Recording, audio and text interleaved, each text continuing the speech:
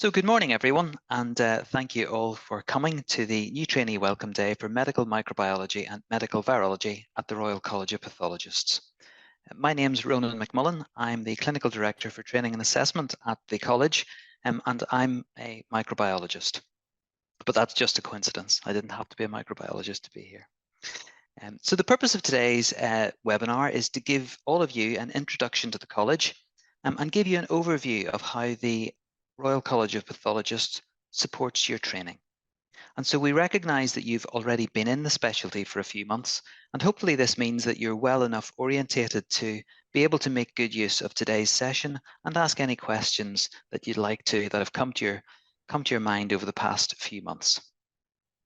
So just before we begin, I have a couple of housekeeping issues to mention. The first is that today's session is being recorded and it will go on the website in the next couple of weeks. But whenever it's presented as a webinar, your names will not be visible whenever it's on the college website. There's a Q&A function down at the bottom of the webinar that you can probably see, and that's how we'd like you to ask questions during today's session. So if you type in any questions you have, we'll pick them up either during the meeting or afterwards. And you might have already noticed that you're not able to use your mics or cameras today to participate, so the Q&A function is the way that you can communicate with us and share your questions. So we have lots of speakers this morning who are going to give you an overview of how things work at the college. I'll introduce each one as we go through, but there are 3 people on today's meeting who are not actually giving any presentations, and I thought it might be a good chance to let them introduce themselves to you and give you a flavour for what they do. And that's the training team, Jenny, Louis and Adubea. So I wonder whether maybe one by one you just introduce yourselves, starting with Jenny. Hello everyone, I'm Jenny McGinley. I'm the training manager at the college, and hopefully I'll communicate with all of you at some point during your training. Thanks. Louis. Good morning, everyone. My name is Louis Nuera, and I'm the training coordinator at the college, and I look forward to working with you during your training. And Adubea. Adubea, you're muted. Sorry. Good morning. My name is Adubea Kufo, and I'm the training coordinator at the college. Thanks very much. So I've no doubt that you'll all interact with Jenny, Louis and Adubea as the years go by. Okay, so let's kick off. And our first presentation of today is from the college president, Professor Mike Osborn. Mike was unable to join us in person today, so we have a recorded welcome from him. So thanks very much.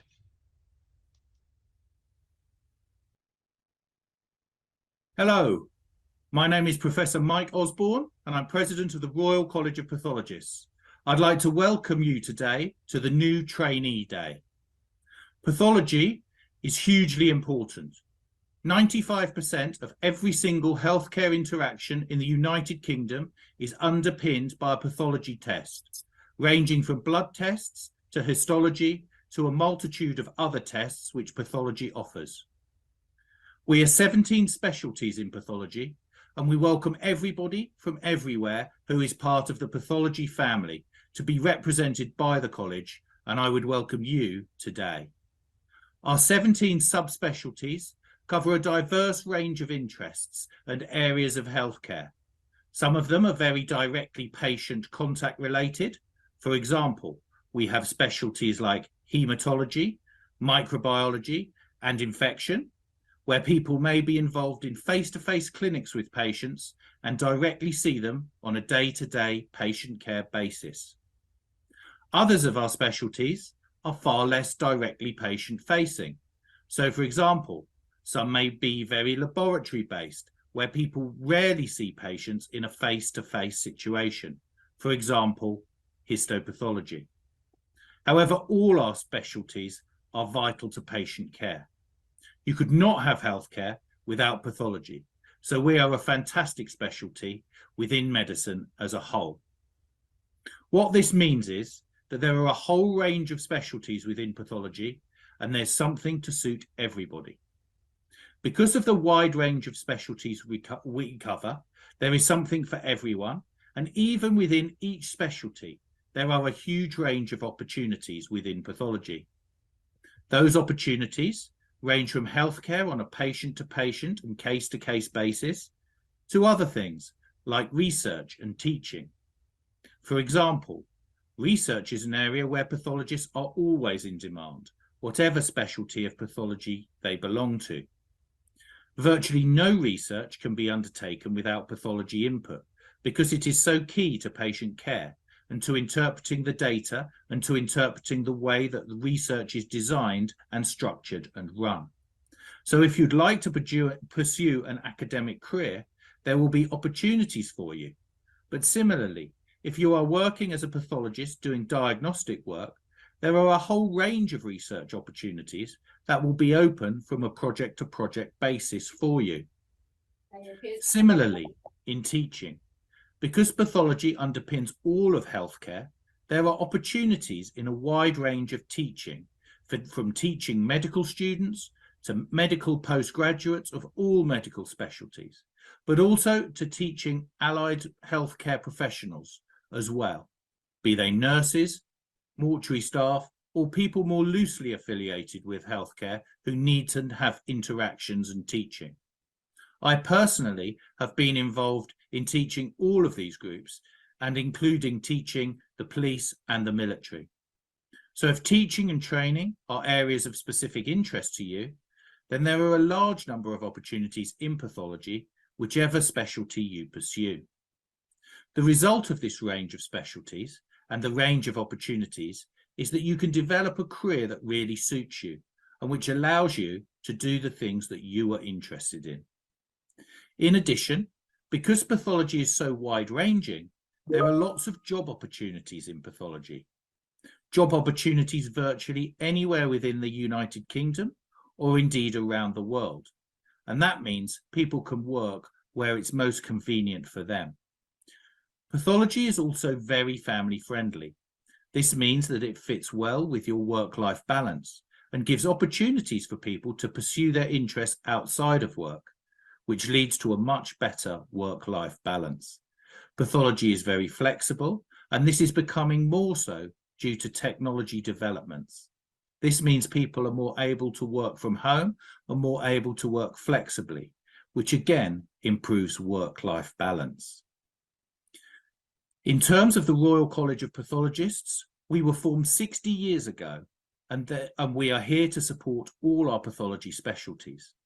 This means that whatever specialty you are in, the college is there to support you, to help you, and to advocate for you, so that you have the support and resources that you need to be able to provide the healthcare that you wish to for your patients.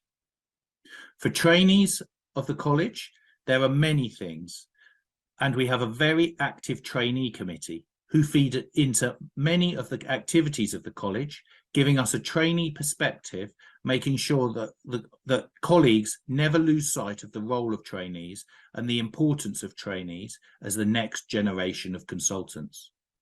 We have a website that offers a whole range of resources specifically for trainees, and we also have a pathology portal, which is a superb online vehicle for learning for trainees and for others.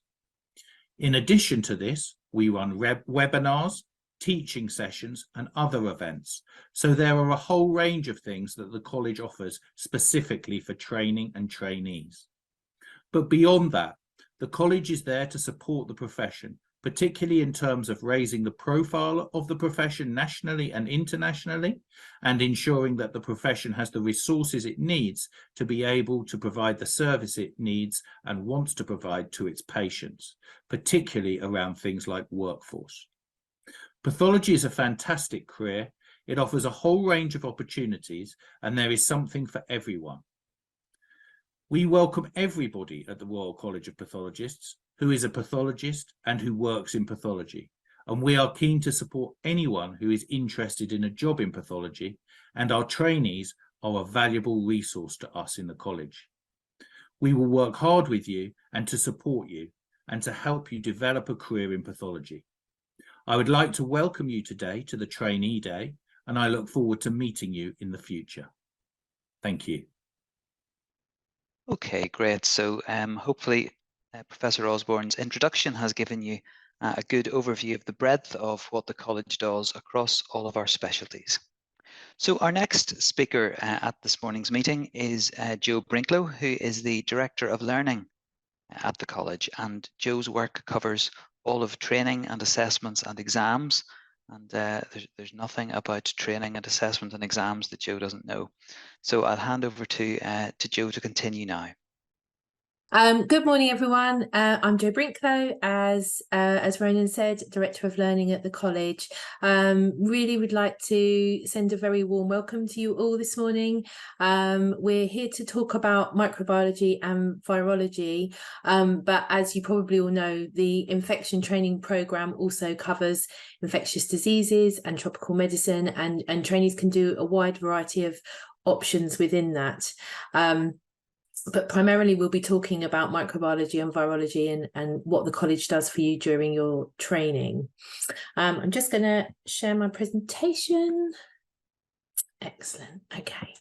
All right. So just to kick off, just wanted to give you, first of all, an overview of what the college does. Now, this is split into two stages.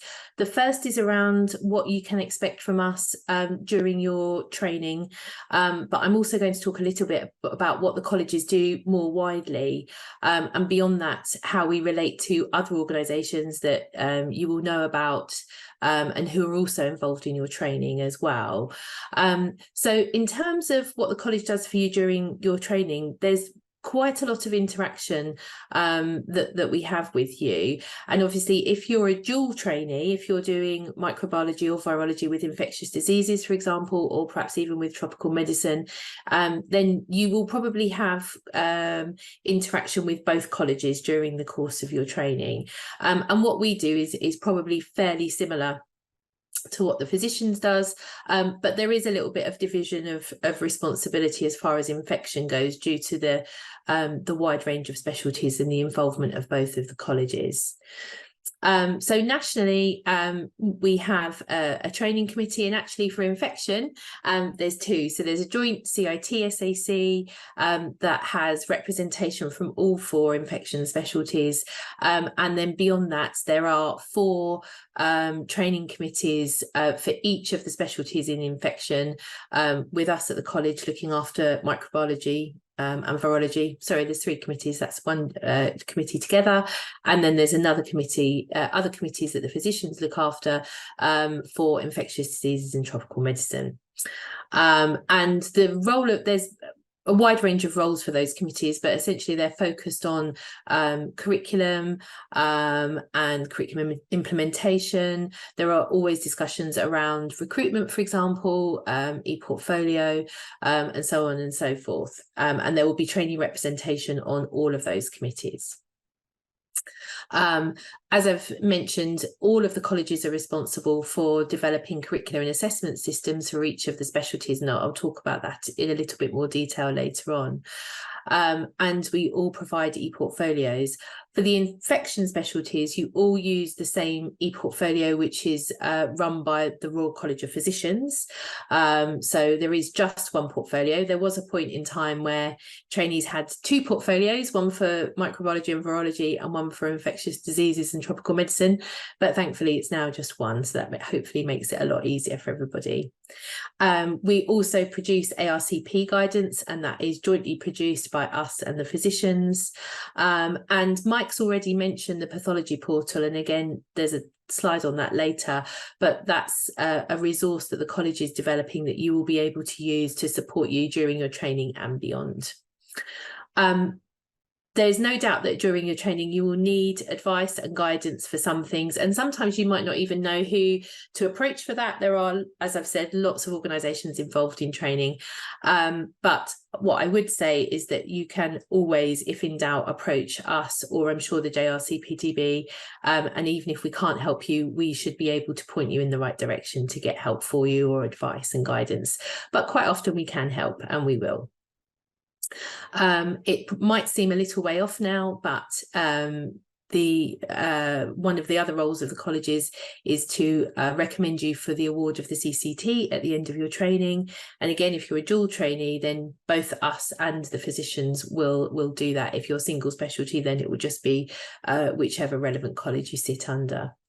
And as again Mike mentioned, at the college we have a very active trainee advisory committee, and again just by chance Sophie, who is the current chair, is a microbiology and ID trainee, and you'll be hearing from her in a little bit. The college also has regional structures, and there are opportunities to feed into those. There are regular surgeries held in England by our English regional reps that you can go along to if you have questions, concerns or queries. And there are regional councils for Scotland, Northern Ireland and Wales as well.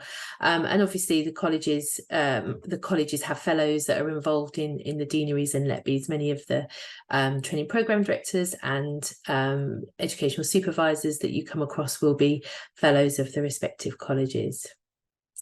And just a quick note about international. So on top of the training, assessment and examinations responsibilities that I have, I also oversee the college's international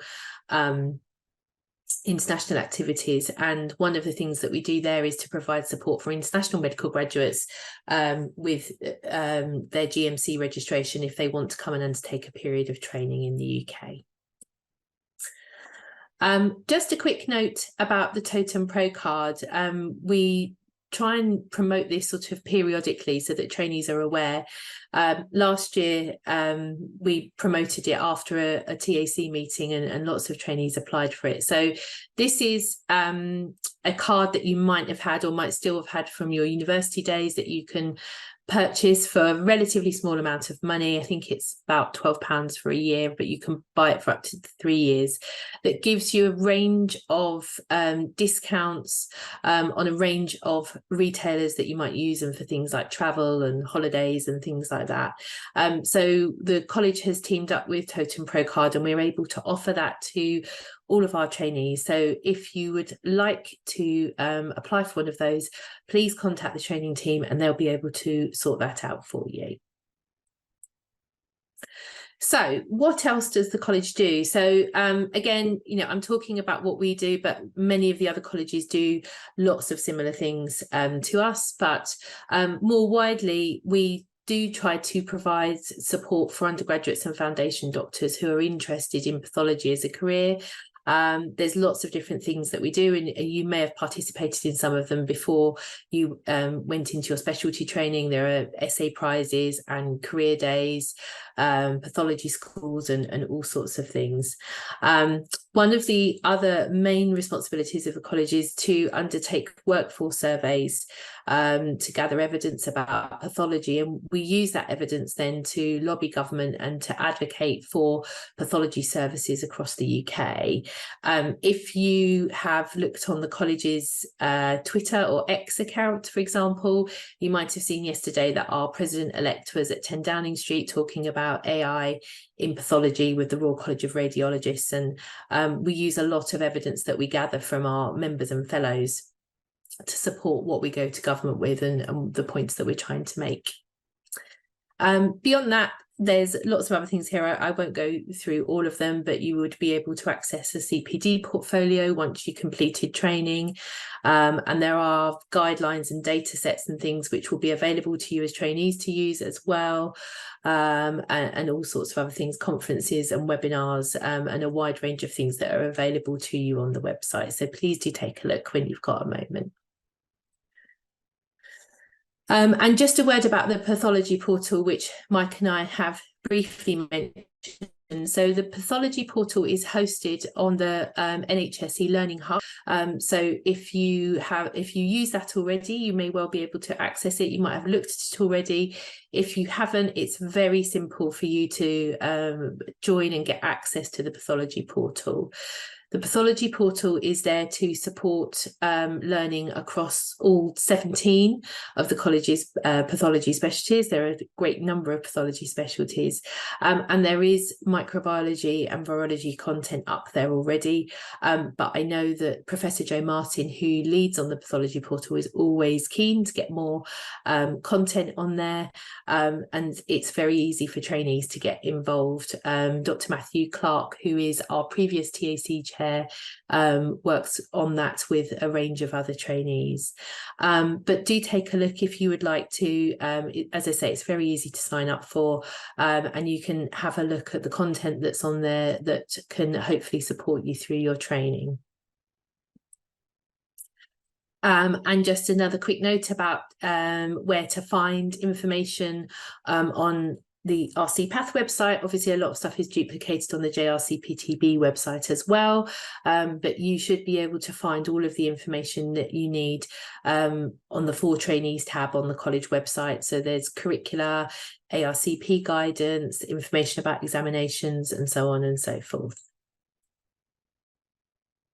Okay, so just moving on a little bit to talk about some of the other organisations that we work with. And I think there are lots of different organisations involved in training, and sometimes it can be a bit unclear about who's responsible for what and who does what. So we always try to just make that clear at this stage. But as I've said, if at any stage you have any questions or queries and you're not sure, then, you know, come to the colleges and we can help you and point you in the right direction if we need to.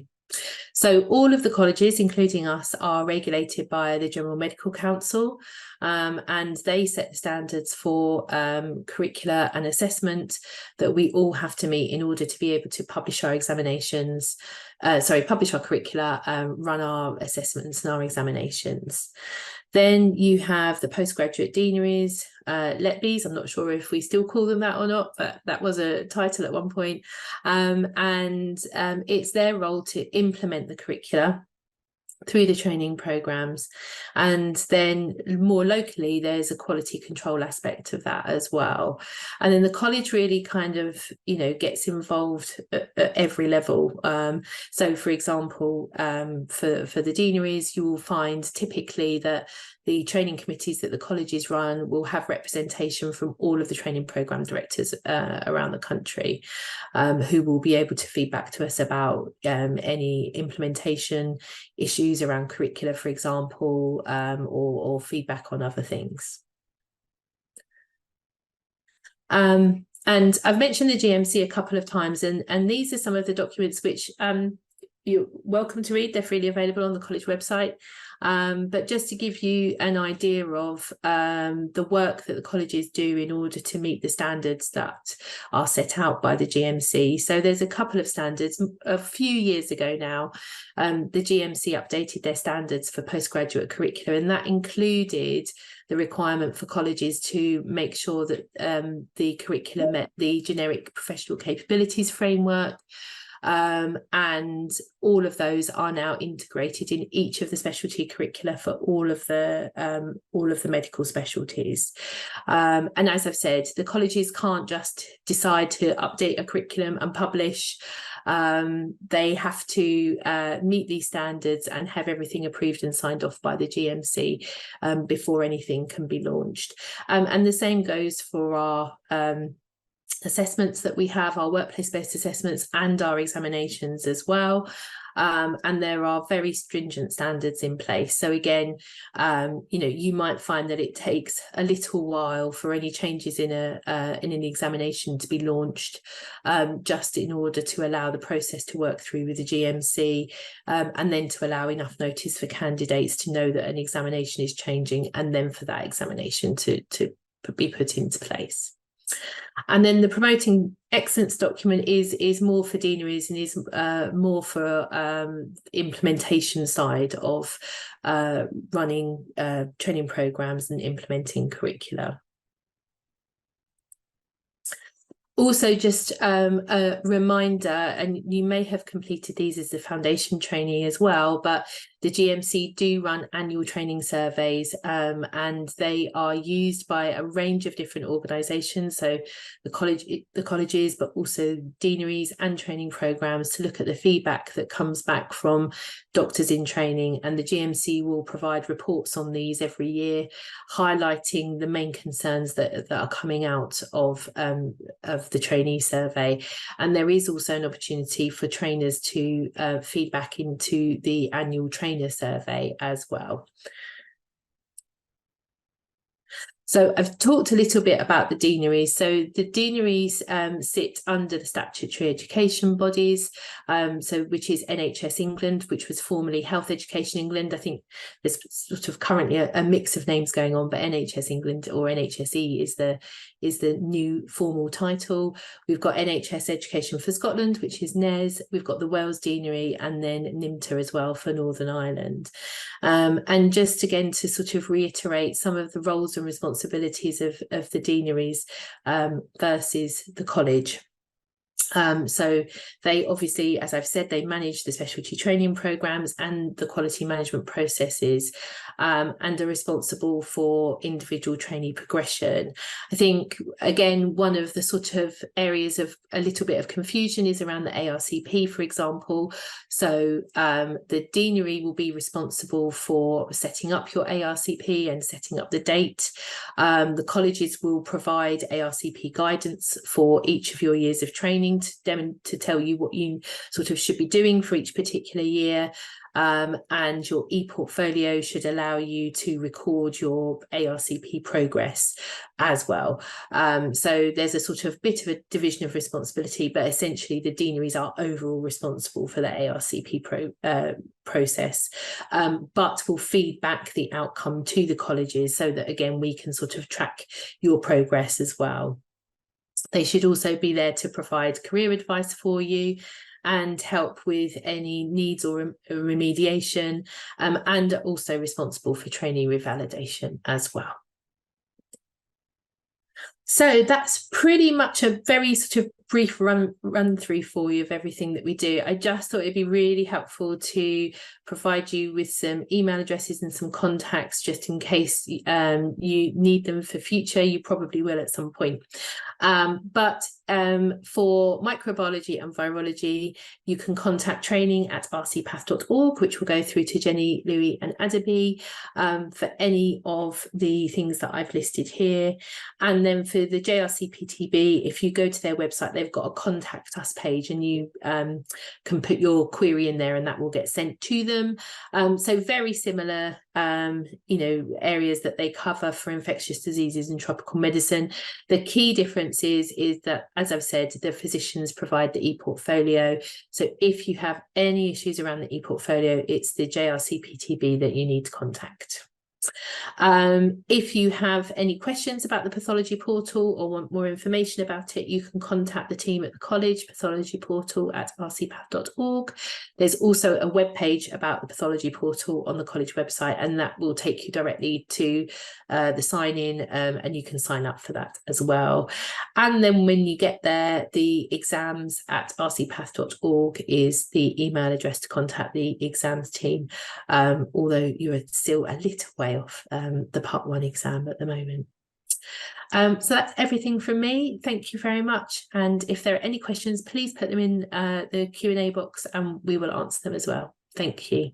Thanks very much indeed, Jo, for that very nice summary of what the college does to support training and the role of other organisations as well.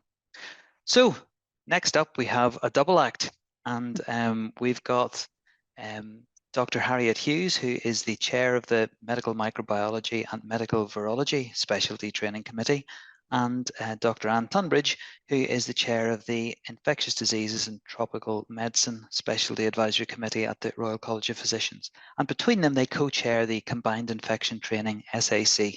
So that's quite a mouthful. I need a rest after that. So Harriet and Anne, I'll hand over to you. Thanks very much. Thanks, Ronan. So Ronan has already introduced us. In terms of my non-college training chair roles, I'm a microbiology and infectious diseases consultant in Cardiff, and the microbiology TPD. And Anne, who is also here, is an ID gym consultant in another beautiful part of the world in Sheffield. And together we have the training roles that Ronan has managed to say the long titles of. So I'll leave that there. So we're going to talk through some of the training pathways and the curricula today, and talk a bit about how you progress through training, as well as out of programme activities and other things you can get involved with. We've already heard from Jo about the kind of complexities, or all the different people involved in training. At a local level, your TPDs, and in some areas heads of school, are involved in the coordination of your local training infection programmes. And we recognise that because the services for infection are set up slightly differently around the UK, that's reflected in how the training pathways are slightly different, but they all deliver the curricula and the different training opportunities, but the makeup may be slightly different. So I thought it'd be useful to go through a bit of the background to the training. So there are, about 10 years ago, there were significant changes to the training pathway for infection specialties when we moved to recruitment following core medical training, or the acute care common STEM, after MRCP, and then 2 years of combined infection training, so microbiology and ID training for all infection trainees, followed by the higher infection training. At that time, quite a lot of the mono-specialty posts became dual specialty posts, so ID micro posts became much more common than they were previously.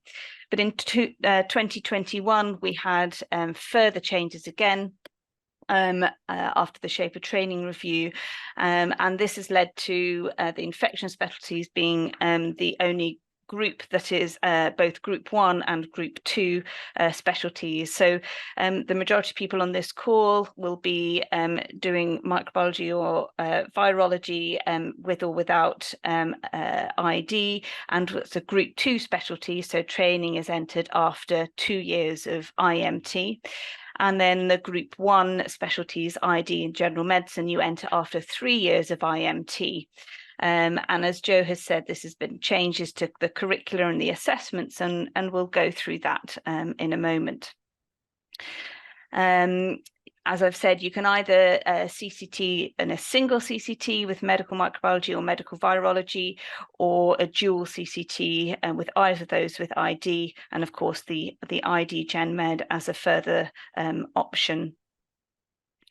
So this just demonstrates in a diagram the flow through trainings for a single specialty trainee. So you can see entry into combined infection training for 2 years, and then higher infection training in medical microbiology or medical virology for 2 years after that. And in the next slide, it just shows that the higher infection training is with in a dual specialty, ID and med micro, or ID and med virology, is for 3 years. Along the bottom, you can see the FRCPath Part 1 and Part 2 that Brian Angus is going to talk a bit more about the exam, the Part 1 exam, a bit later on. And then for general medicine and ID, just for completeness, we've included this, which shows the structure. So you've got the longer IMT stage of the 3 years, and then 2 years combined infection, and 2 years of ID and IM stage 2 training. Anne, I'm going to let you talk to this slide for the tropical medicine. Yeah, just for completeness sake, there are a few, and I literally mean a handful of tropical medicine NTNs within the UK. Mostly this is applied to by people who are already in an NTN, including ID. Most of the training is exactly as the same as for ID, and it can link to any of those things. You cannot CCT in tropical medicine alone. The extra things that you do to get a tropical medicine CT is that part of your ID training, 1 year of your higher infection training, will be at a tropical centre in the UK, which means either HTD in London or Liverpool. And you have a year overseas in a tropical medicine setting. and you have to have completed a full-time DTM&H, so not the part-time ones that are run, for example, out of Glasgow and Sheffield. Thank you. So just looking a bit more at the curricula now and the content of learning. So there's lots of teaching and learning models that's described in the curriculum, which you can have a look at. But most of your day-to-day learning will be through routine work. And there's a huge variety in that kind of work. So from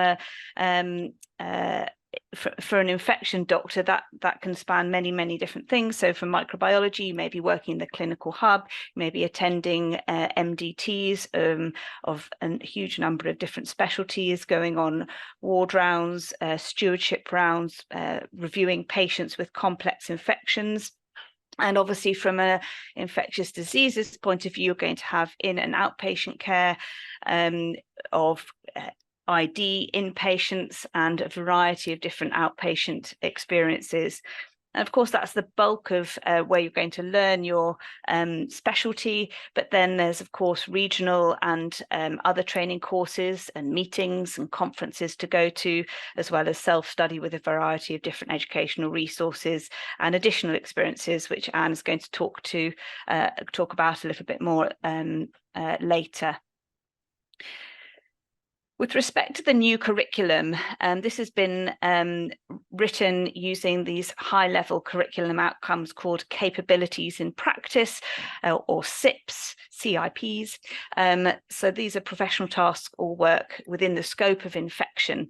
And when you look on your e-portfolio, or if you look in the curriculum itself, in the e-portfolio, there's a little I for information. And if you click on that, it will give you the set of descriptors, which is a much more detail, which you need as trainees and we need as trainers to kind of understand the minimum level required for those. And this is much more detail than just the headlines and the names of the CIPs. So the 6 generic CIPs applicable to all doctors in all specialties, and these are described in the GMC's generic professional capabilities framework. And then we have 7 specialty CIPs specific to us as specialists in infection, and they describe the range of activities that we need. So the generic capabilities in practice are listed there. So there are 6 of them. It's about NHS organisation and management, dealing with ethical or legal issues, communication. It's about patient safety and doing your quality improvement activities. And also number 5, experience and ability to carry out research and manage data.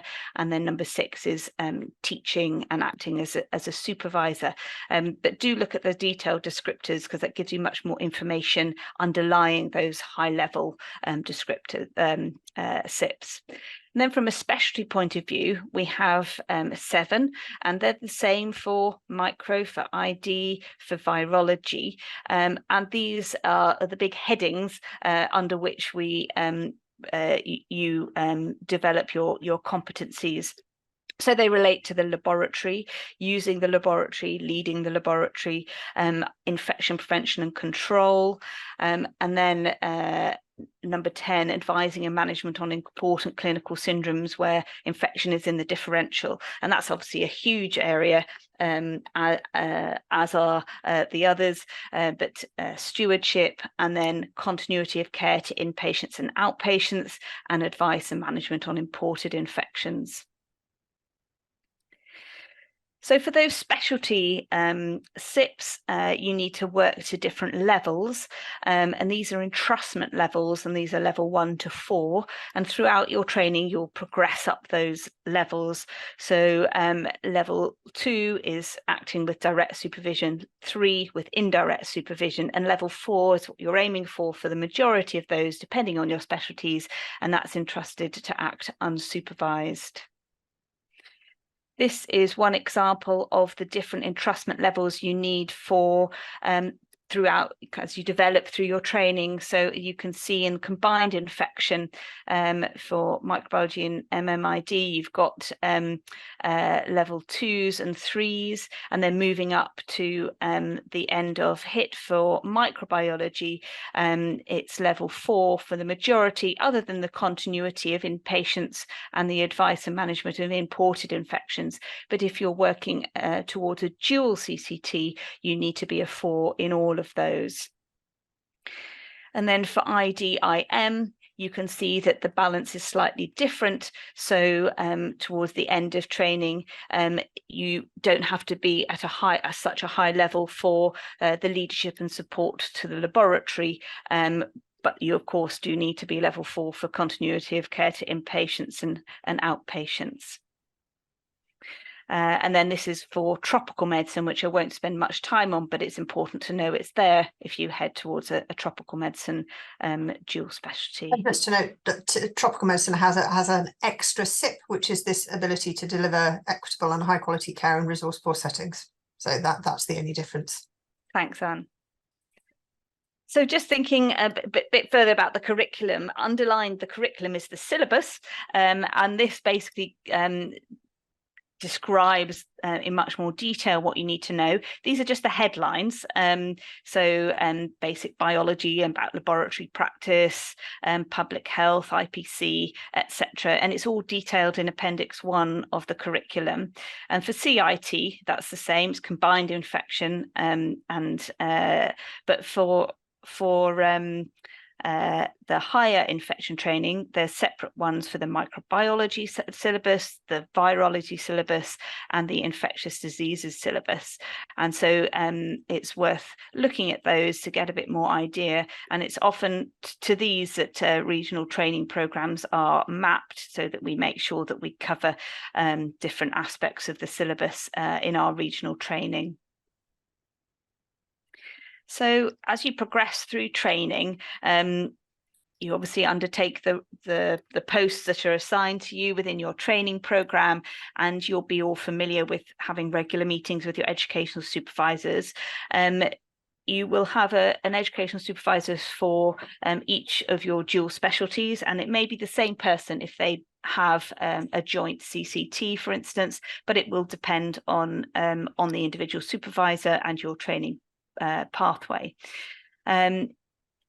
The e-portfolio, as Joe has said, is on the JRC PTB site, and it's a joined up portfolio mapped to the curricula that you are following. It's worth getting familiar with those different learning and assessment methods early on so that you can start to fill that in. As you go along, it's much easier if you do that, and that's what we recommend. From an ARCP process point of view, this is an annual process and also required at critical progression points. So although it's annual, lots of people train less than full time, and so moving from one ST level to the next ST level won't necessarily happen and fall at exactly the year point, but you will have an annual ARCP. You may have additional ones just to move you to the next ST level as required. You should follow the ARCP decision aids for the 2021 curricula. And I've also put this picture up on here. So the rough guide to infection specialty is actually quite a useful document, which is in addition to the curricula. So you might find it useful just to have a look at that. And it was developed at the time we moved to the new curricula, but I think it's got some useful pointers in there. Definitely worth checking the ARCP decision aids. And if you move to the next slide, so thanks, Anne. So I've just put on one picture of the ARCP the first page of the ARCP decision aid for ID and microbiology. There are several pages to it. It's worth just having a look so you know what you're aiming for. The workplace-based assessments you'll be familiar with in general, so your CBDs, your DOPS, ECEs, etc. And in the new curriculum, we have the quality improvement project assessment tool and teaching observations. And if you use those correct tools, they do map across nicely on the portfolio to summary of progression of training that is useful if you can use those ones as provided. So what should you do? I hope at this stage you've all managed to register with the college. So it depends on your training path, CCTs, which college you primarily register with, RCPath or RCP through the JRC PTB, but we can advise on that if you are struggling. So please get in touch if that's a problem. But as I've said, know what you're aiming for, familiarise yourself with the curricula and the requirements, and record your evidence through the year. Do ask questions. Your ESs, TPDs, and of course fellow trainees, often the best source of information, can help, because there's a lot of information when you start, so it's worth just asking questions.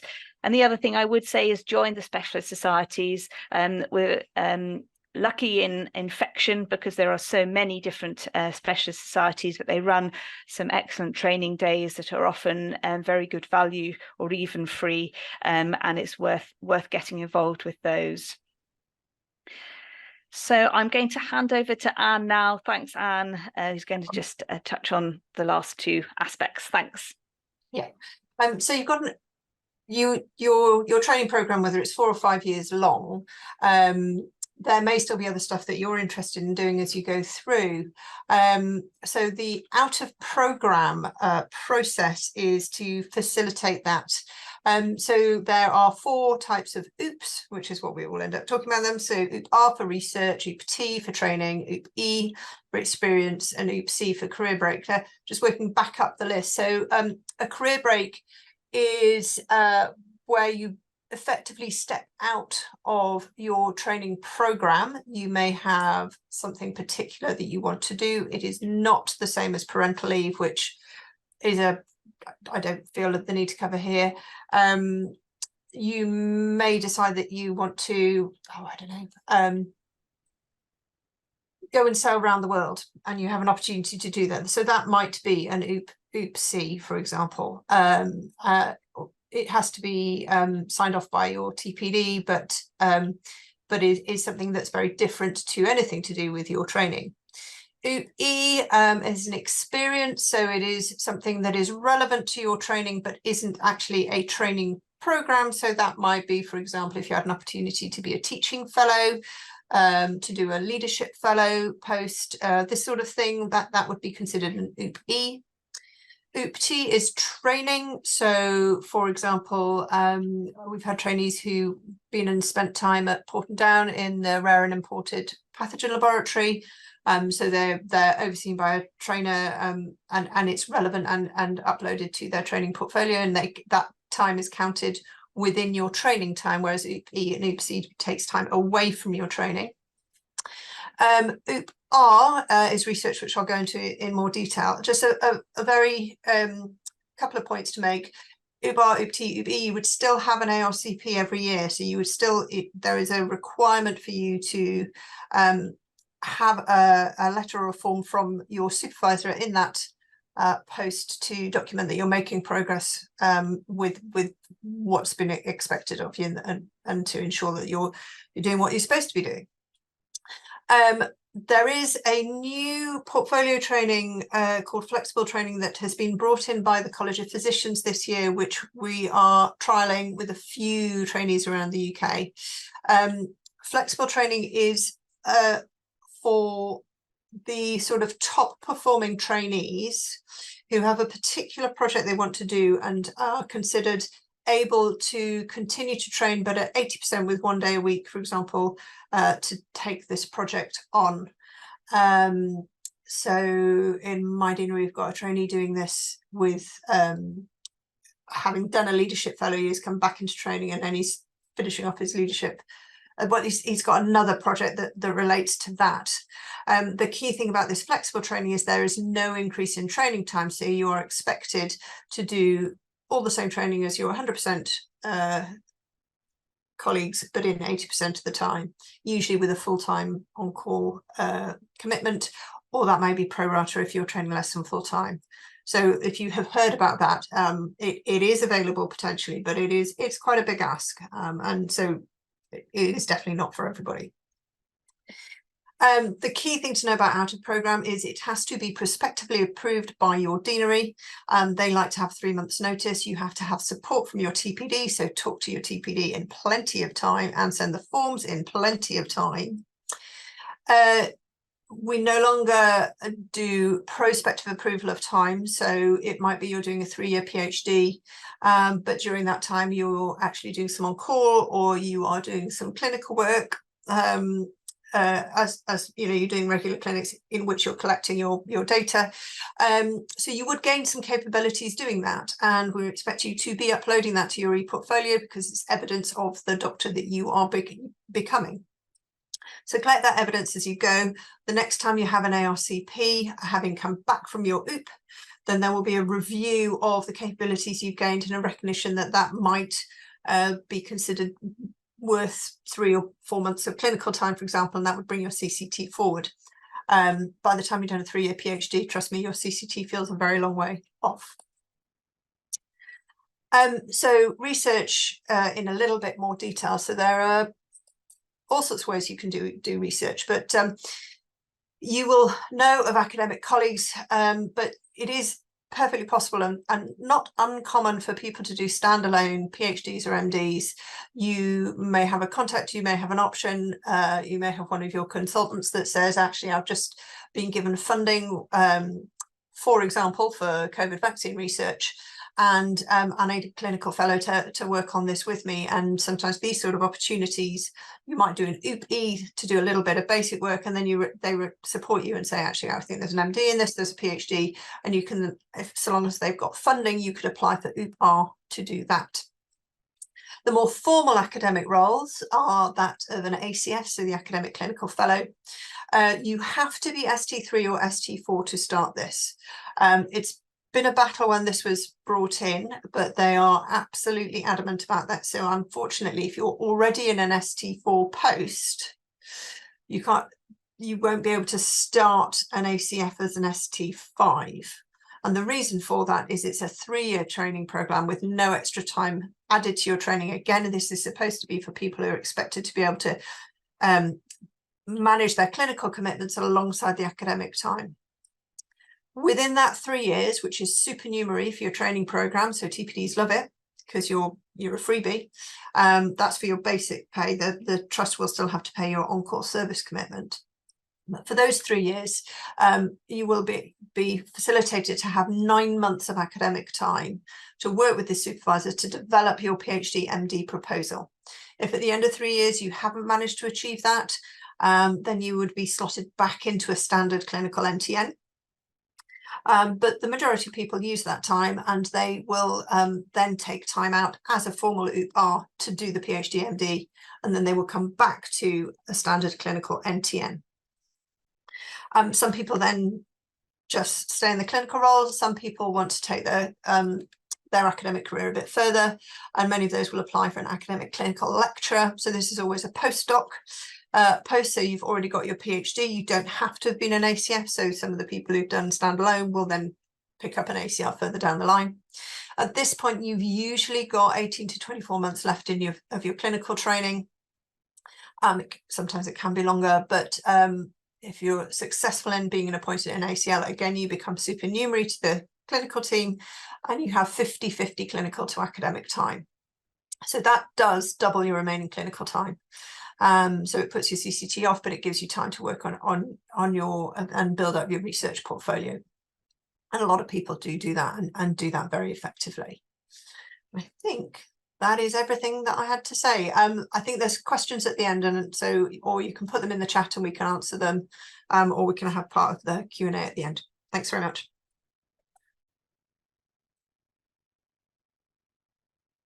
Fantastic. Thanks very much indeed, Harriet and Anne. You're a great double act. We'll definitely book you for next year. Now, this is a very shy group of trainees, I have to say. We've got no questions asked so far, so there's nothing that Harriet and Anne like more than questions. So please do click into the Q&A function and ask any questions that have come to you as the morning's gone on. So our next speaker for this morning is Dr. Sophie Roberts, and as Joe mentioned earlier, Sophie is the chair of the Royal College of Pathologists Trainee Advisory Committee. And again, it so happens that Sophie is an infection trainee. So unfortunately, she's not able to join us in person today, but has pre-recorded a talk for us. So, hi, my name's Dr. Sophie Roberts. I'm a specialist registrar in medical microbiology and infectious diseases, and I'm London-based. So I just want to say a big welcome to all of the new pathology trainees, and this is a welcome from me, but also from the Trainee Advisory Committee. And today I'm going to be telling you a bit about who the Trainee Advisory Committee, or TAC, are, and how we function, and how we can help you. And some of the projects that are ongoing with the TAC, and also just to invite you to get involved as well. So, what is the Trainee Advisory Committee? Well, we are your voice, and we are a committee of trainee representatives from all 17 pathology specialties. We're an extremely inclusive group of people, and we work collaboratively, and we like to think that we're approachable. So as part of this big welcome, one of the things that I will do is direct you to some of the pages on the Royal College's website, where you can find out a little bit about who the TAC are, who's on the panel, and our contact details, so that if you needed to contact us at any time, that's entirely possible. And I just want to say that all of you, all of the trainees, are integral to the college, and part of having the Trainee Advisory Committee in place is so that you have a voice, and we represent you and your voice. So please do tell us if you have any concerns about training at all. Just so you're aware, we also represent you on a number of other committees, and this includes the Examinations Board, the Board of Medical Examiners with the Royal College, digital pathology, and also diversity and inclusion. So please, if you have any questions about any of these things, just let us know, and I'll tell you how you can contact us. In terms of meeting with us online, that's entirely possible. We've got several avenues of communication that you can use. Email addresses. We've also got a Twitter account, which I'll tell you more about, and I'll give you the information for that so that you can contact us. But I just want to let you know that you can also feedback to the TAC. We're around all year long, but we do meet twice a year specifically, and we're able to answer any questions around those two meetings as well. So I'll let you know about that in my future slides. So as I was saying, any of your concerns are brought to the Trainee Advisory Committee by your representative, and we have a biannual meeting. So the next meeting is happening at the end of November of this year. So meetings happen in November and March. And all of the minutes for those meetings are summarised and made available to all of the trainees, so you can see what's been discussed. And if you have submitted any questions, your questions will be answered, and they'll be answered in writing, and you'll be able to see those responses. So in terms of the role of the Trainee Advisory Committee, as I was saying, we represent you. So if you have any concerns or any kind of feedback about the Royal College or about training, both positive and negative, we want to hear from you. You can contact us anytime via email. And as I said, I'll make these slides available so you can have a look at the email addresses and any other contact details that you're going to need. And we will endeavour to respond to you in a timely manner. It's just important to be aware that everybody who works for the Trainee Advisory Committee is working as a volunteer, and they all have clinical roles and other responsibilities. So we will endeavour to get back to you as soon as we possibly can. If we are unable to answer your question, what we will do is put you in touch with people who can. So we will redirect your questions and emails if necessary. In the other things that you can potentially get involved with, which the Trainee Advisory Committee work towards, is also the College Bulletin. This has a whole section just for trainees, where you can write in, you can write articles. There are lots of book reviews, and if anybody wants to get in touch, I've put the information here for the contacting the editor. They're always keen to have people who would like to review articles or review books, getting involved and getting participated in all of that. So please have a look. It's publishing at rcpath.org. But again, the information is available on the RCPath website. So you just need to put in College Bulletin into the search engine and it will bring up all the information that you need. But it's a really good way as a new trainee to get involved with the Royal College. And the other thing I was going to say is that there is a dedicated Trainee Advisory Committee page, which I've mentioned before, which has our contact details and who your representative is on there in case you need to contact them directly as well. Here are the contact details for the RCPath Trainee Advisory Committee. So this is our web page. Again, I'll make sure that you have these slides available if you'd like to refer to them, because I know there's a lot of information here that you might want to take on board. And also on this page, it has the list of representatives and it has all of the minutes for the past Trainee Advisory Committee meetings. So you can have a look at questions that have been previously asked and answered. But don't worry, if there's no such thing as going over old ground, so to speak, because often when new trainees come in, they have similar questions and they may find that the answer that's been given to a previous similar question maybe isn't satisfactory or needs to be readdressed. So please, there's no such thing as a silly question or a question that's being repeated. We're more than happy to answer any of your questions at any time. The other thing to say is on this web page, there are up and coming vacancies. So most people who work on the Trainee Advisory Committee, their tenure is for 3 years.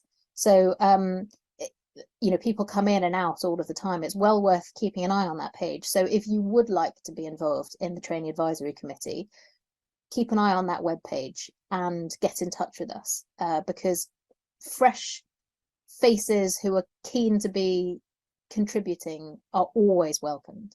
And as I said, it's a great, one of these roles, if you do decide to take it on, is a great way to demonstrate teamwork, communication, leadership. So a brilliant way to get a new set of skills or to develop and build on skills that you may already have.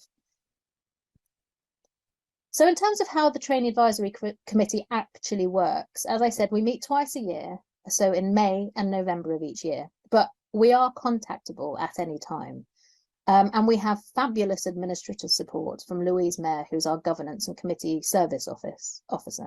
She's absolutely brilliant. And again, if I can't answer any of your questions, Lou often knows who I can speak to or may even know the answer herself. So don't worry, between us all, we'll be able to help you.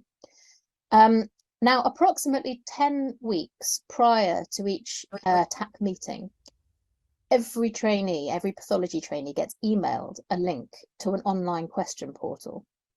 I also make the portal available on any potential WhatsApp groups that people may be part of. So I try and share the information in as many different ways as I possibly can. And as I mentioned earlier, we also have a Twitter page, or X it's now called, where you'll also be able to access the portal. So the questions and feedback are anonymized during the meeting. And what happens is when you submit your questions through this portal, they're reviewed by the Director of Learning and by the Director of Examinations, and they formulate a response in advance of the biannual TAC. And they then come to the meeting and present their responses during this meeting. So everything is minuted, and it means that you can then have a written response. And the Trainee Advisory Committee, we have a conversation around this, so it's not as though the answers are set in stone. But what it means is that by sort of presenting your questions in advance of the meeting, it means that the TAC has the best opportunity to give you A, the correct answer, but B, a well formulated answer that really is going to support you in your questions. And as I said, the responses are presented at the TAC by Miss Joanne Brinklow. She's the RCPath Director of Learning. There are several other important people who are present at the same time who can also help formulate a response to these questions. So Professor Nikki Cohen, who's the Clinical Director of Examinations, Professor Anghara Davies, who's the VP of Learning, Professor Ronan McMullan, he's the Clinical Director of Training and Assessment, and Alison Morgan as well, who's the Governance and Committee Services Officer, although Alison's role has actually now been taken over by Lou, as I previously mentioned. So everybody's swapped roles in the last year or so. But it's all been a seamless process, and we can all help you. So the point is that there are lots of people here who will be able to give you a well-informed answer. And as I said, the formal answer is then provided to the trainee who submitted the question, but it's also minuted, which means that every person who is interested in seeing the result of the meeting can also go back to the tax webpage and have a look at those responses as well. And during the meeting, we also get an update from the college president. So all of these things are then put forward onto the TAC pages, and you can see what's been going on and how we're representing you. In terms of activities, projects, and ongoing work, as I've mentioned, these are things that were set up by my predecessor, and lots of interesting information is available on the RCPath's website. There's an anti-bullying and harassment campaign that was set up. There's also the pathology portal. Now, from a learning point of view, the pathology portal for many of the pathology specialties is probably singly one of the most important things. It's a fantastic online learning resource. It's basically a digital pathology training and learning environment. So for those who are at the beginning of training or preparing for their exams, it's well worth engaging with this pathology portal, because it will really help you understand a case from beginning to end.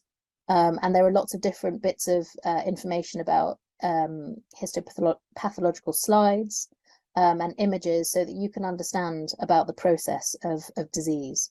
And I really, really need to impress upon you how important that is for many of the pathology specialties. So please do have a look at that on our website. And the other thing is, just in terms of bringing cases to the pathology portal, there are opportunities to do that. So we really, really would encourage trainees to get involved. So if you have a look at that and you think, oh, there's a knowledge gap there, or oh, I saw a case that could be really useful, a useful learning tool, then please do get in touch and let us know, because we'd love to hear from you. And we encourage all of the trainees to be actively involved in their learning and development. The other thing to say is that the Royal College is working hard towards wellbeing and support, and there are additional pages on the RCPath's website if you'd like to find out more information about that too. And we're very keen to promote transparency and support discussions around errors and mistakes made in pathology. This is an important thing about honesty, openness and transparency. So again, there's some information on the Trainee Advisory Committee page, but also on the RCPath pages as well, if you'd like to learn more about this.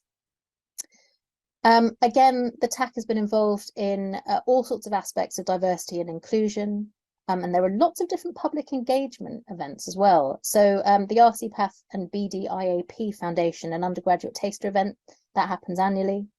There's the Not in the Textbooks event, which is sort of thinking beyond the immediate aspects of your training, beyond the daily clinical provision, thinking more about you and what you may need in terms of mentoring, developing leadership skills and management skills.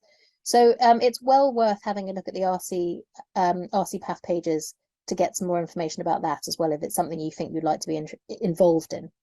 And then there's National Pathology Week, and I know up and down the country there'll be lots of different projects that you can get involved in, and we'd love to hear from you if there's something in particular that you're doing or that you have done. We'd like to know what that is. So any kind of public engagement and active involvement in pathology, we'd like to hear from you. The other thing, which I know is a big focus for trainees, quite rightly so, is about examinations. And there's been lots of work done by the Royal College with regards to examination support. And Matthew Clark, my predecessor, did a series of videos called What I Wish I'd Known. And these are a series of webinars that have been recorded, and they're available on the RCPath pages. Well worth looking at if you're preparing or thinking about preparing for your exams. And as I said, if you have any ideas for new projects, or the ways in which we can develop things that are already in existence, or you'd like to build on projects that are already there, we'd love to see you and love to have you be involved. So please do let us know. In terms of your training and development, we are part of your network, but I just want you to think as well about who can help you locally. So if you are running into any trouble at all with your training, or if you think that there are things that could be done to improve training generally, then, you know, your first port of call is your colleagues. Speak to them, and your peers, and your educational supervisor, but you'll also have a training program director and local trainee representatives who, in a similar role to the TAC actually, will be able to represent you at a local level. So if you do have any concerns, these are the other places that you can go to gain support. But it's just worth thinking about that network and who can help you. And as I said, the RCPath TAC, on the web pages, you'll be able to see who your specialty representative is. So if you feel that the issue that you're facing is bigger than your local community, please let us know and we will try and help you. In terms of training opportunities, I just again want you to think about, this is the beginning of your training. You're going to be on a fabulous and quite sometimes maybe challenging journey. You're going to be getting a lot of clinical experience and you're going to be gaining a lot of knowledge and information. So as well as looking at the RCPath pages, have a look at what's available to you locally. Your department should be providing teaching. There'll also be trust-wide teaching. There'll be your regional training days. And then the Royal College of Pathologists also runs a series of training events. So keep an eye on the pages for training events, webinars, public engagement events. These will be things that will be holistic and will help you gain an overview of what it means to be a pathologist. And I mean, I'm sure you're already well ahead of the curve in terms of this, but just remember that conferences are a wonderful opportunity to learn, but also to present at, and all of that will build in to you as an individual and also help you think about contributing to the learning of others. So try and take every opportunity that you can to develop yourself, but also think about the development of others. Anything that you can do to contribute to that, and pathology is wonderful. And as I said, we'd love you all, if you can, to get involved and stay connected with us. So as I said, you know, there's the biannual option of getting involved, you know, asking a question directly to the Training Advisory Committee via the question portal. But we've also got an email address here. You can see it's the chair.rcpath.tac@gmail.com. So if you have any concerns throughout the year, a member of the Training Advisory Committee will be manning that email address, and we'll keep an eye out for any questions that you may have.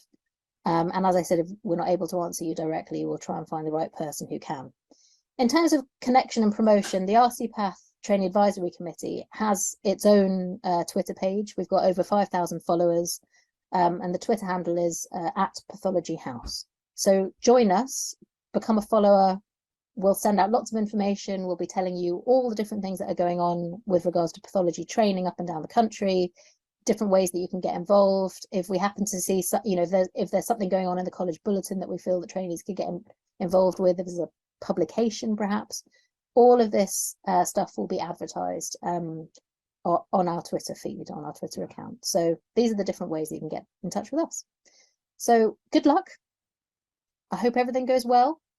For better or for worse, stay in touch, get connected, and it's just fabulous to have you all with us. Thanks so much.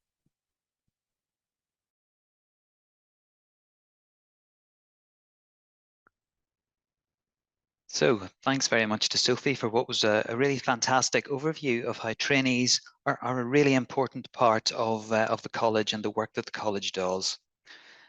And there was a lot of content there in Sophie's presentation that I'm sure you'll find really useful. So please remember, as with all of the other presentations this morning, you'll be able to look back at Sophie's talk as the year goes on by reviewing the webinar on the college website.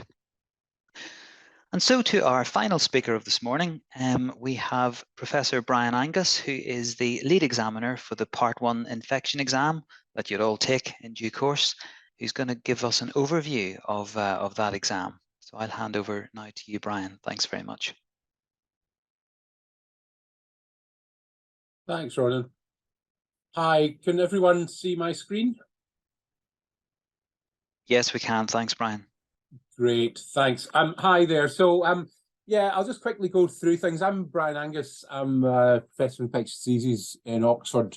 I'm actually an infectious diseases acute general medicine consultant in Oxford, and I also have a CCT in tropical medicine. But it was a different time then when I got that. And so I just want to give you a little introduction to the CICE.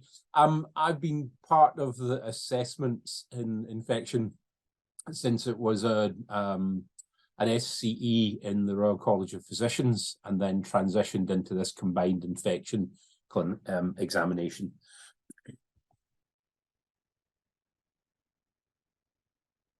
So basically, I just wanted to elaborate on some of the information that's already there on the websites. So the college offers the RCPath Part 1 and combined infection certificate examination from autumn 2016, and does it twice yearly in spring and autumn.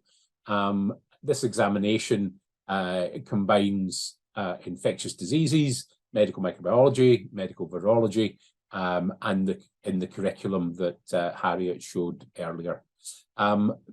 Medically qualified people, and there are some people who aren't medically qualified who sit the exam as well, are expected to have been in a recognised training programme, normally for not less than 12 months. And we do occasionally get applications from people who've had slightly different training programmes and can apply, and we assess those on an individual basis. The recommendation is that the Part 1 exam should be passed before the end of higher infection training year 2, but it's recommended that you get it out of the way quite early in order to allow time to pass Part 2.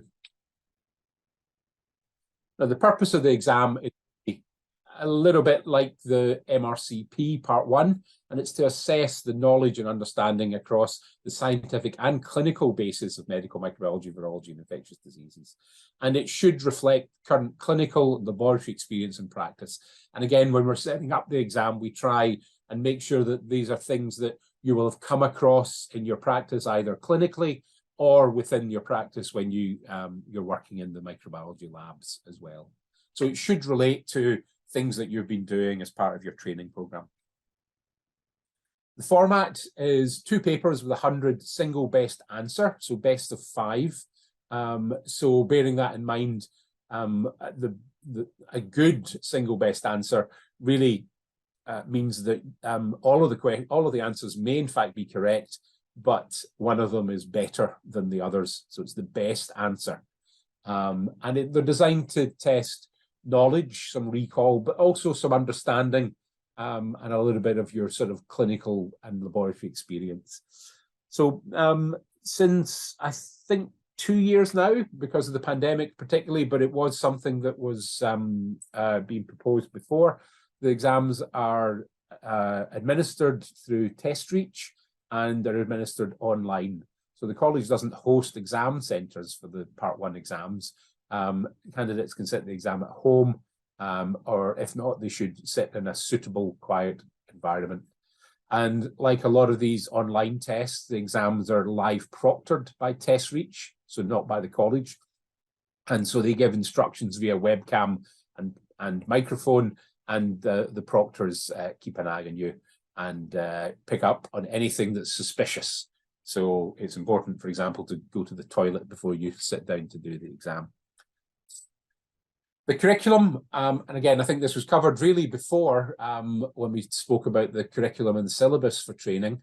And it's really, that's what we use as the basis for developing the exam. So it's to test the core knowledge that was mentioned in these 3 parts.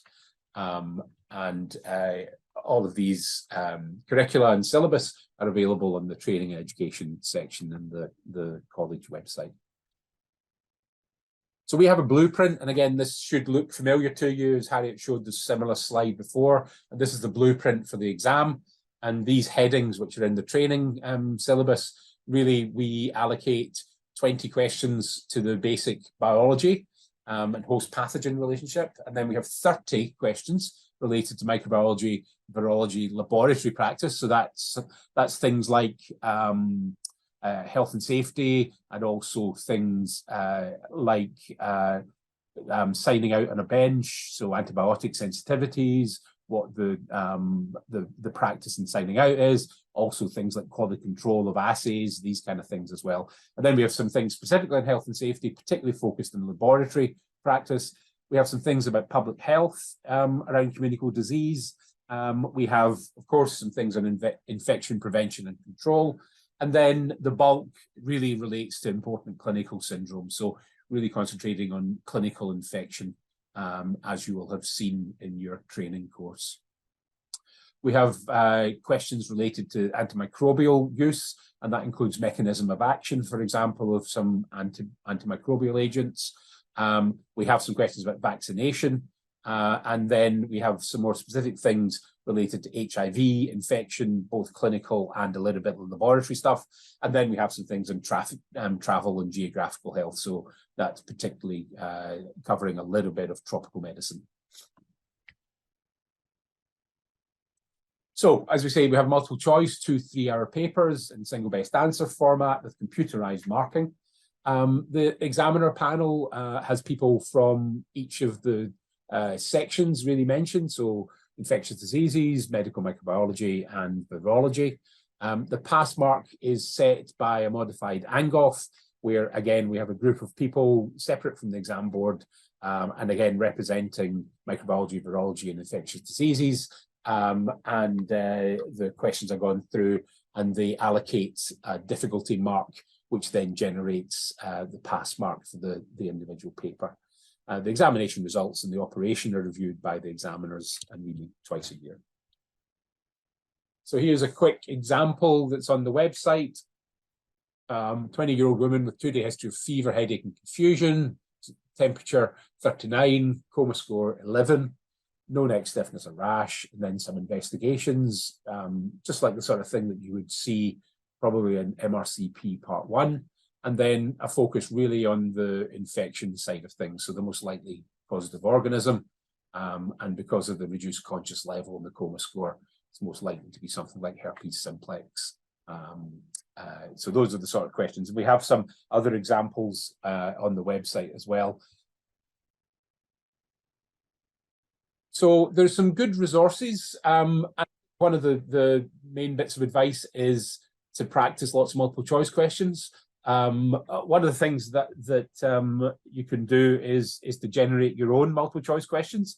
And of course, if you are generating multiple choice questions and would like to donate them to the exam board, we can use them and modify them and add them into the exam. And questions are always welcome. And we do welcome questions from trainees, just as we do in the MRCP. But these are the main resources. I think the British Infection Society Association has some nice web pages related to CICE with some good tips about revision. We try to use guidelines that are mainly UK based, so NICE guidelines, and also the Green Book provides a lot of the things. And we reference, when we write the questions, we reference what the source of the information for the question is. And then the textbook sort of things that, again, we'd sort of recommend would be the Oxford Handbook and the MIMS Medical Microbiology as resources. But as I say, the exam is really trying to focus on your clinical experience and your laboratory experience that you should have had during your training. And that's it from me. So very happy to take any questions anyone has. Ronan? Yes, thanks very much, Brian. These are a shy bunch. They've only asked one question so far, so hopefully they'll come up with another 1 or 2 questions over the next minute or two while we're just wrapping up here. So that's great. Thanks very much indeed, Brian, for that very nice overview of the Part 1 infection exam and the CICE exam. I should also mention that all of the trainees on today's webinar, because you're trainees who have medical microbiology or medical virology as part of your CCT curriculum, you'll all do a second part RCPath exam, but that's some way down the line, so we haven't been talking about that today. Okay, so great. We've got a couple of questions. I'm going to just maybe refer to the first question that we got to see whether maybe Anne wanted to comment. I can see you've add an answer in the Q&A, Anne, but did you want to comment on the question about how trainees get into tropical medicine? Yeah, so the honest answer is the last SAC, I was assured that somebody would be telling us when the next round is. I believe there's an opening for a TM number coming up next year. The other person actually whose details I'll put in, Claire Worrell, who is based at HTD. She is the link for the tropical medicine training. And I will put her email as a contact in. So she's fairly recently completed her tropical medicine training. I'll put her email in the chat as well. But they come up quite sporadically. So if it is something you're genuinely interested in, then I recommend contacting those three. So Claire Worrell, Phil Gothard, and Sylvie Andevray, and just see what advice they give you, because they are the experts and I am not. But whatever happens, you will have to have gone through the national recruitment process to ascertain that you are at the level of all the other infection trainees in terms of that process. Okay, thanks very much, Anne. I see there was another question in about exam questions on other organisations' websites. And I also see that Brian's added a response to that. Did you want to say anything about that question, Brian? No, I'm not quite sure. I mean, those sort of portals aren't really within our control. I mean, we publish some example questions on the college website, but yeah, we don't have any control of what the BMJ do. Yeah, and I mean, I think it's fair to say that these other organisations, Pass Medicine and the BMJ on exams, they don't get questions from question banks as far as we know. These are not official sources, so they certainly don't have access to any of our exam questions. Okay, we have another question about the future of microbiology. It is, what is the future of medical microbiology in view of the expansion of clinical scientists and HSST scientist training? I wonder, Harriet, is that a question you might like to pick up? Thanks. I mean, I think the change in the training has happened to infection specialties, kind of broadening the training has happened because of a kind of workforce requirement and a need for kind of looking at the health needs of our populations, both from a kind of a laboratory and a clinical perspective. And I think the roles of our specialist scientist colleagues and HSST trainees, there's plenty of space for everybody. I think there's we all bring slightly different skill sets to an arena that is certainly full of kind of need and opportunity. I think and I think we work in increasingly interprofessional departments, and I only see that as a positive. So I think the role of the clinical microbiologist probably has evolved over the last few years to become, as well as laboratory focused, more clinically focused. Lots of microbiologists lead on stewardship rounds, OPAC clinics, etc., and have perhaps more of a clinical role than they did before. And some of that is due to some hospitals not having laboratories on site. And of course, so it kind of expanding to fit the workforce needs. But I think working alongside clinical colleagues within the laboratory is kind of basically just improves the what we can offer, and they bring a slightly different skill set, and sometimes, depending on the individual, may do a very similar role to a clinical medical microbiologist, and in some places something slightly different. So I think it's a very broad. I think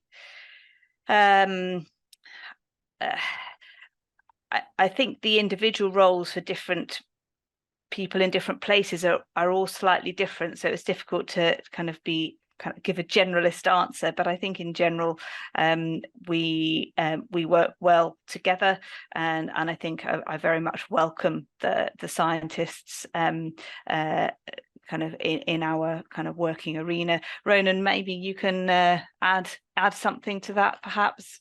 Yeah, so I mean, I agree with all that you've said, Harriet, and I suppose the only thing that I'd add is there is so much work in infection that we need as many people as we possibly can. We need as much expertise as we can possibly gather up, and I guess the message from me is that that clinical scientists play a really valuable role in our specialty, and I don't feel that they're at all in competition with medical staff. I feel as though that we're very much kind of complementary in what we do, and none of us should feel threatened by the growth in clinical scientists in our specialties, because they're valuable colleagues, and they don't diminish our role, I don't think, in any way. Can I add, Ronan, that it's also the added value that you bring as a medical microbiologist is underpinned by the advantage of the combined infection training. So you bring your basic medical training, your internal medicine training, and your timing, whether or not you do a joint CCT with ID, you've got your core infection training, and that all underpins the advice that you're giving on a day-to-day basis. And you know, the infection doctors of the future will be out on the wards a lot more. So yeah, again, I think there is no competition there, but they're absolutely needed. They're a really valuable resource. Yeah. And just while you're chatting, Anne, I see you typed a response to another question from a trainee who wondered how to gain additional virology training for ID and MM trainees. Yeah, so if you've got your CCT setting up to do IDMM, but you've really enjoyed your time in virology, I would suggest talk to your TPD. All TPDs have got some flexibility. So if virology is a particular interest in yours, same would be true, for example, if you actually decided that mycology was a sort of subspecialty within micro that you were interested in. Talk to your TPD, because they may be able to flex the time that you spend in each department to suit and support you, because you're all individuals and you all have different training needs. But if it's a particular interest, then that would be, for example, you might say, do you know what, I would really love to go and spend 6 months at the reference lab, or you know, in this virology lab, because it gives me different experience to what I get in my training base. And that would be a perfect example of an E experience, and that's something that you would negotiate locally with your TPD. Great, thanks very much, Anne. I should just give the other panel members an opportunity to make any remarks that they wanted to, either in response to the questions that we've had, or if something else has occurred to them during the course of the meeting. Would anyone else like to say anything at this point? Only to say that I can't actually see the question, so please somebody ask me directly if there's something relevant to me. Thanks. So we'd worked through almost all the questions, but I see we've just had another one, which I'm finding it hard to read. It says, is there any route to be able to keep GIM competency? Yeah. For example, via CSER? Yes, so you may have done your you may be doing your infection training somewhere where you're taking part in the general medicine on call as part of your ID. That's quite common, and you will therefore be gaining competencies that are relevant to GIM. The CSER route has been recently overhauled. Is that a fair statement, Ronan? To make it more in line with the curricula, so that you don't just have to, so that you're basically demonstrating your competencies. So if you're keen to do to keep your GIM ticking over, again, talk to your TPD, log the experiences you've got. So your time in ID will be relevant. You will be looking after care. You know, you will be caring for dying patients. You will be looking after people who have got pleural effusions, liver failure. So all of those things that are relevant to general medicine. However, I would, counsel against feeling that you have to get a GIM CCT. It depends on the job you're going to, but the actual requirement for any trust is that you have a CCT. Now, obviously, most people will say, well, we'd like you to have a CCT in our specialty. You're not going to apply for a hepatology job if you haven't got a gastro CCT. But actually, if you turn up as an ID Med Micro CCT person and say, I would like to do some shifts on the acute medicine, they will throw themselves at you. They will have no requirement for you to actually have an acute medicine CCT. So don't feel that you have to jump through those hoops, but if it's something that you're really interested in, again, it's all about making sure that you don't overstretch yourself. You know, the infection training is quite demanding. You have, you know, if you're doing MM or MV, you have got a part 2 is a tough exam that takes a lot of commitment. Not that part 1 isn't, but part 2 just feels that much more. So, but if you want to make space for it, then, you know, providing you're not going to burn yourselves out, then absolutely talk to your TPD about it. Yeah, and I'll just add, I mean, just as you say, Anne, I've got colleagues who are ID micro consultants who do occasional shifts in acute medicine for whatever reason, enjoyment or keeping their hand in or whatever, and they don't have a CCT. Yeah. So just it's all about the evidence. So just document that you are doing all the right things and keep an eye on it, and like I say, the vast majority of TPDs will be as flexible as possible to support you within the constraints of the service commitment. But yeah, nobody's gonna... In Oxford, about 25% of AGM is carried out by infection doctors. So we have a lot of people who contribute to the medical take and are very welcome. And in fact, we cross-cover a lot of medical wards, so people without a CCT in medicine are covering the medical wards as part of our commitments to support general medicine. Right.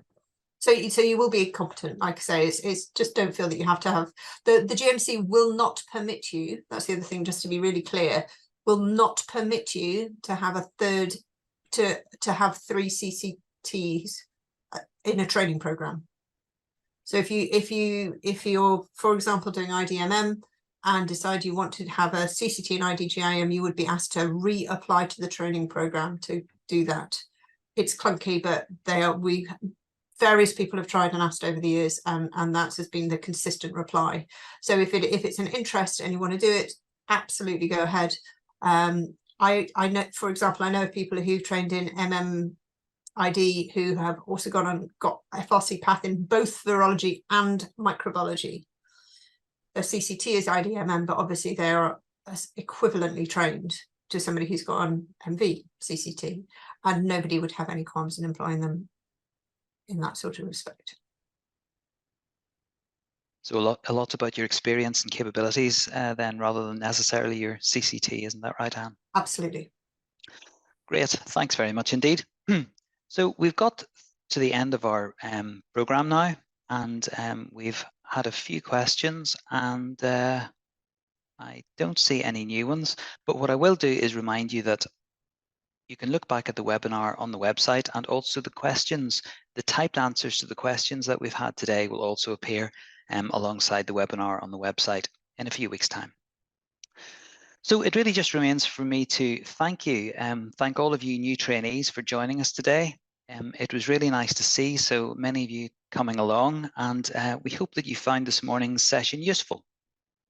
I'd also like to thank everyone on the panel who joined us this morning to share their pearls of wisdom with all of you new trainees. I'm sure you benefited from that. And importantly, I think it's worth saying that we really wanted to welcome you to infection training. And we hope that you feel part of the Royal College of Pathologists, because some people think that the college is some kind of mysterious or distant entity.